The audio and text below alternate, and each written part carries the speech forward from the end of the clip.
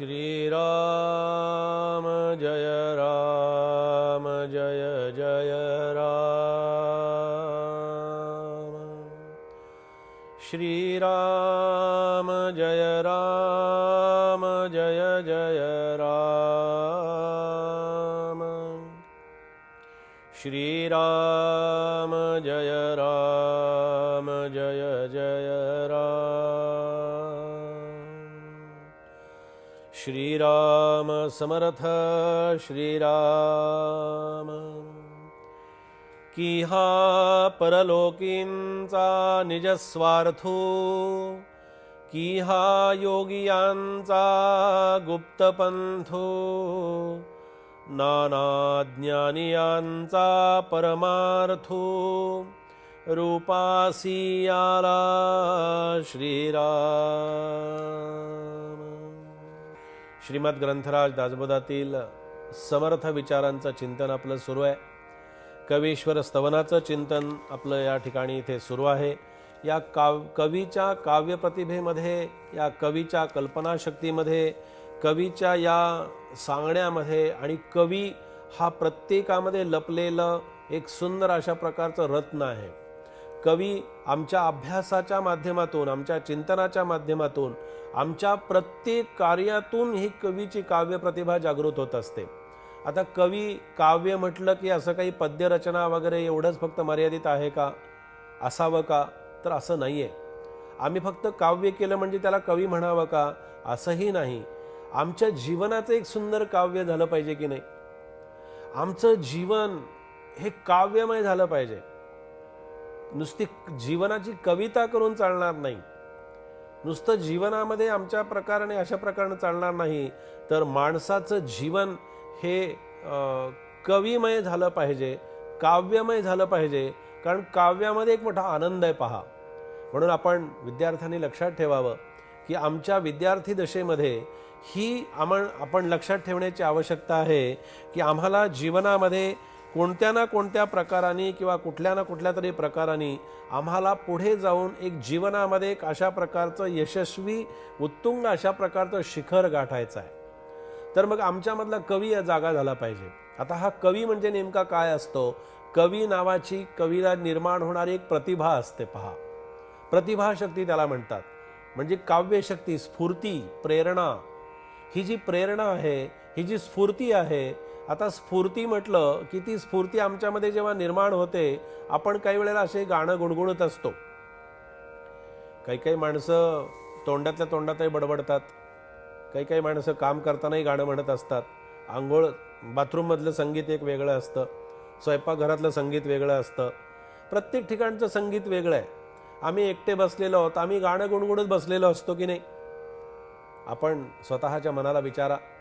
मुलांनी स्वतःलाही प्रश्न विचारायचे आहेत की मी जेव्हा निवांत एकटा शांत बसलेलो असतो त्यावेळेला माणूस कुणी, म्हणजे मुलगा असेल, मुलगी असेल, कोणताही माणूस जास्ती वेळ जर एका ठिकाणी जर बसलेला असेल तर तो कधीही शांत बसलेला नसतो, कधीही शांत बसत नाही। इकडे पायाची तरी हालचाल चाललेली असेल, हाताची तरी हालचाल चाललेली असेल, काहीतरी तोंडानं तरी बडबडत असेल, गाणं तरी गुणगुणत असेल। गाणं गुणगुणत राहणं म्हणजे नेमकं काय असतं? हे गाणं गुणगुणणं म्हणजेच आमच्यामधली ती काव्य प्रतिभा बाहेर येणं, आमच्यातली ती काव्य प्रतिभा बाहेर येत असते। म्हणून पहा, आपण याच्यातून काय नेमकं लक्षात ठेवावं? आता हा परलोकींचा निजस्वार्थ वगैरे समर्थांनी म्हटलंय, थोडा वेदांत आहे, तत्वज्ञान आहे, योगियांचा गुप्तपंथू त्याला सांगितलेला आहे। आता योगी जे असतात हे योगी साधन करतात, वर्षानुवर्ष त्यांची तपश्चर्या चाललेली असते। कुठलंही कार्य पहा, जसा अध्यात्मामधला योगी अखंडपणानं साधना, तपश्चर्या, ध्यान, योग करत असतो, तसं आपण व्यवहारामध्ये, शालेय दशेमध्ये किंवा आपण शिकत असताना आपण जे करतो आहोत, अभ्यास करणं हा सुद्धा योग आहे, सुंदर चिंतन करणं हा सुद्धा योग आहे, पाठांतर करणं हा सुद्धा योग आहे, मुलांशी किंवा आपल्या घरातल्या परिवाराशी चांगलं बोलणं आणि छान राहणं, सुंदर स्वच्छ राहणं हा सुद्धा योग आहे। हा योगायोगानं तयार होतो का? तर नाही। हा योग, हा समर्थ म्हणतात तुम्हाला प्रयत्नानं तुम्हाला तो साध्य करावा लागेल। आणि जेव्हा आम्ही हा योग प्रयत्नानं जेव्हा साध्य करू, योग म्हटलं की आम्हाला वाटतं की अरे नाही आम्ही तो योग काही करू शकत नाही. अरे तू सकाळी उठल्यानंतर स्वच्छ तोंड धुणं, स्वच्छ छान राहणं, चांगलं स्नान करून चांगली स्वच्छता, व्यायाम करणं किंवा जे काही वाचन आहे ते करणं, न्याहारी करणं, चांगल्या संगतीत राहणं, हा योगच नाही का? तो सुद्धा योगच आहे. म्हणून हा योगियांचा गुप्तपंथू आहे असं समर्थ म्हणतात. कवी हा कसा आहे तर योग्यांचा गुप्तपंथू, याचा अर्थ योगी ज्या मार्गाने गेले, योग्यांनी ज्या मार्गाने योग साधला तसा योग आपल्याला साधायचा आहे. आपल्याला सुद्धा योगी व्हायचं आहे, पण केवळ अध्यात्मातलं व्हायचं आहे का? केवळ परमार्थातलं व्हायचं आहे का? केवळ देवधर्मातलं आणि देवाविषयीचं आपल्याला तेवढंच करायचं आहे का? तर नाही, देवाचं करायचं आहे. देवाचं केल्याशिवाय आपल्याला चालणार नाही. पण आपल्याला समाजातला योगी निर्माण करायचा आहे. आपल्याला प्रत्येक क्षेत्रातला एक योगी तयार करायचा आहे. आणि हा योगी काय कार्य करू शकतो, कसं प्रचंड दिव्य अशा प्रकारचं कार्य करू शकतो, आपण उघड्या डोळ्यानं सगळेजण पाहत असतो. आणि आमच्यातला योगी जागा झाला पाहिजे, आमच्यातली ती शक्ती जागृत झाली पाहिजे. आणि ती शक्ती जागृत होण्यासाठी समर्थ म्हणतात की नाना ज्ञानियांचा परमार्थ रूपासी आला. अशा प्रकारचा ज्ञानियांचा जो परमार्थ आहे, हा ज्ञानियांचा परमार्थ म्हणजे आमच्या दृष्टीनं काव्य प्रतिभा त्याच्यातली जागी झाली असा त्याचा अर्थ आहे. म्हणून आज माणूस घडवणाऱ्या धर्माची आवश्यकता आहे. मनुष्य प्राणी निर्माण झाल्यानंतर माणसातला धर्म हा कळण्याची आवश्यकता आहे. म्हणून आज सर्व क्षेत्रामध्ये माणूस निर्माण करणारं शिक्षण आम्हाला मिळावं आणि त्या शिक्षणातून आपण काहीतरी साधावं.